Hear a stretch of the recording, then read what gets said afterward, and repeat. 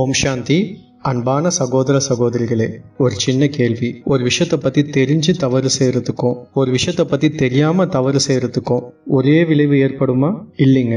ஏன்னா ஒருத்தர் தெரிஞ்சு தவறு பண்ணுறாரு, இன்னொருத்தர் தெரியாமல் தவறு பண்ணுறாரு. அதே போல தாங்க இறைவனை பற்றி நம்ம தெரியாத இருக்கும்போது நம்ம செய்த தவறுக்கும் இறைவனை பற்றி தெரிஞ்சதுக்கு அப்புறமா நம்ம செய்கிற தவறுக்கும் நிறைய வித்தியாசம் இருக்குங்க. இன்னைக்கு கூட பாபா நமக்கு ஆழமான விஷயத்த நினைவுபடுத்துகிறாரு. குழந்தைகளே, நீங்கள் ரொம்ப சாதாரண ஆத்மான்னு நினச்சிட்டு இருக்கீங்க. ஆனால் நீங்கள் அப்படி கிடையாது. நீங்கள் ரொம்ப உயர்ந்த ஆத்மா, நீங்கள் என்னுடைய நேரடி குழந்தை அப்படின்னு சொல்கிறாரு. இந்த ஒரு நினைவு வந்தாலே வாழ்க்கையில் நிறைய மாற்றங்கள் ஏற்படுங்க. ஏன்னா இப்போ நம்முடைய ஒவ்வொரு எண்ணமும், ஒவ்வொரு வார்த்தையும், ஒவ்வொரு செயலும் ஒரு பொறுப்பாகுதுங்க. நம்ம சில நேரங்களில் நினைப்போம், நான் யாரையும் அடிக்கலையே, நான் யாரையும் திட்டலையே, நான் ரொம்ப நல்லவன் தானே அப்படின்னு. ஆனால் பாபாவினுடைய பார்வையில் இது ரொம்ப ஆழமானதுங்க. ஒருவேளை யாரையாவது நம்ம அலட்சியப்படுத்துகிறோம் அப்படின்னா கூட அது துக்கத்தினுடைய கணக்கில் தாங்க சேருது. யாரோட மனசாவது நம்ம காயப்படுத்துகிறோன்னா கூட அது கூட துக்கத்தினுடைய கணக்கில் தாங்க வருது. ஒருத்தவங்களோட குறைகளை அப்பப்போ நினச்சி பார்த்தா கூட அது துக்கத்தினுடைய கணக்கில் தாங்க வருது. ஒருத்தவங்க கிட்ட நம்ம முகத்தை சுழிச்சு பேசுகிறோன்னா கூட அது துக்கத்தினுடைய கணக்கில் தாங்க சேருது. ஏன் தெரியுங்களா? ஆத்மா வார்த்தைகளால் மட்டும் பாதிக்கப்படுறது கிடையாதுங்க, அதிர்வலைகள்னாலையும் பாதிக்கப்படுது. அதனால் ஒரு யோகி ஆத்மா என்றாலே அவங்களுடைய வார்த்தைகளில் மட்டும் கவனம் செலுத்தக்கூடாதுங்க, அவங்களுடைய எண்ணங்கள் மீதும் கவனம் செலுத்தணும். ஏன்னா வெளியில் அமைதியாக இருந்தாலும் உள்ள கோபமாக இருந்தால் அந்த அதிர்வலை வெளியில் போகுங்க.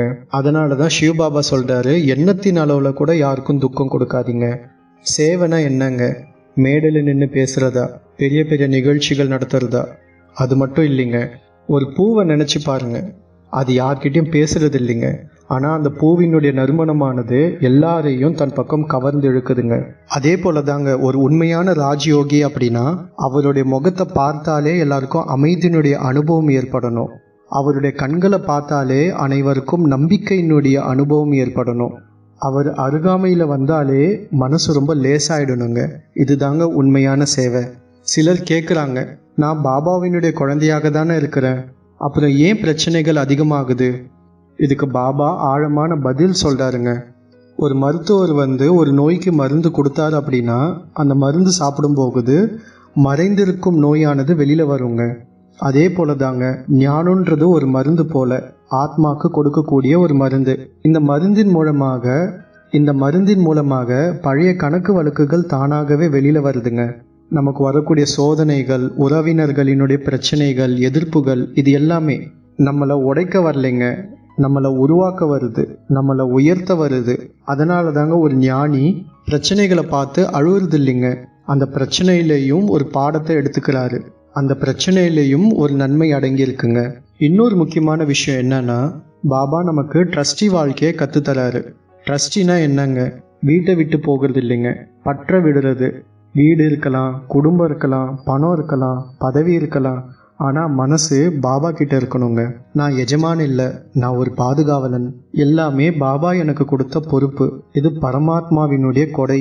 இந்த ஒரு நினைவு வந்தாலே கவலை மறைஞ்சி போகுங்க, பயம் குறையும், எதிர்பார்ப்புகள் குறையும், வாழ்க்கை ரொம்ப லேசாக மாறிடுங்க. இன்னைக்கு கூட முரளியில் பாபா ரொம்ப ஆழமான ரகசியத்தை சொல்கிறாரு. இறுதியில் யாருமே நம்மளை தீர்ப்பு கொடுக்க போகிறது இல்லைங்க, நம்முடைய மனசாட்சியே நமக்கு தீர்ப்பளிக்கும். அந்த நேரத்தில் நாம் நம்மிடத்தில் எதையும் மறைக்க முடியாதுங்க. அதனால தான் இப்போதே நம்மை நாமே சோதிச்சு பார்க்கணும்.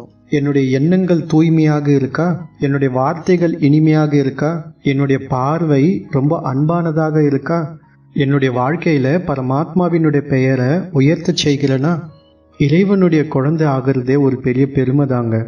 ஆனால் அதே நேரத்தில் உலக மாற்றம் செய்வதற்கான ஒரு பெரிய பொறுப்பும் அடங்கியிருக்குங்க. அதனால் இன்னிலிருந்து ஒரு சின்ன உறுதி எடுத்துக்கலாங்க. நான் யாருக்கும் துக்கம் கொடுக்க மாட்டேன், நான் எல்லோருக்கும் சுகத்தை கொடுப்பேன், நான் யாருடைய குறைகளை பார்க்க மாட்டேன், நான் எல்லோருடைய குணங்களை மட்டும்தான் பார்ப்பேன்.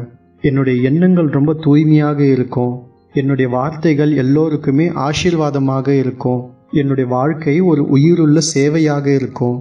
நாம் இறைவனுடைய குழந்தைங்க, நாம் அன்பினுடைய வடிவம், நாம் அமைதியினுடைய தூதுவர்கள், நாம் சுகதாத்தாவினுடைய குழந்தைகள். நம்மை பார்க்கும் ஒவ்வொரு ஆத்மாவும் அமைதியை அனுபவிக்கிட்டோங்க. நம்முடைய வாழ்க்கை ஒரு மலர் போல மலரட்டுங்க. நம்முடைய நினைவு ஒரு யோகமாக மாறட்டும். நம்முடைய ஒவ்வொரு எண்ணமும் பாபாவிற்கு பிடித்தமானதாக இருக்கட்டுங்க. இந்த ஆன்மீக வாழ்க்கையில நம்ம யாருக்கும் துக்கம் கொடுக்காம இருக்கிறது தாங்க இறைவனுக்கு நம்ம கொடுக்கிற மிகப்பெரிய மரியாதை. உங்க அருகாமையில் இருக்கக்கூடிய பிரம்மா குமாரிகள் ராஜயோக தியான நிலையத்துக்கு நீங்க போகணும்னு நினைக்கிறீங்க அப்படின்னா வீடியோக்கு கீழே டிஸ்கிரிப்ஷன்ல லிங்க் கொடுத்துருக்கேன். அந்த லிங்க் மூலமாக உங்க அருகாமையில் இருக்கக்கூடிய பிரம்மா குமாரிகள் தியான நிலையத்துக்கு போய் நீங்க இலவசமா தியானத்தை கத்துக்கலாம். மீண்டும் அடுத்த பதிவில் உங்களை சந்திக்கிறேன். ஓம் சாந்தி.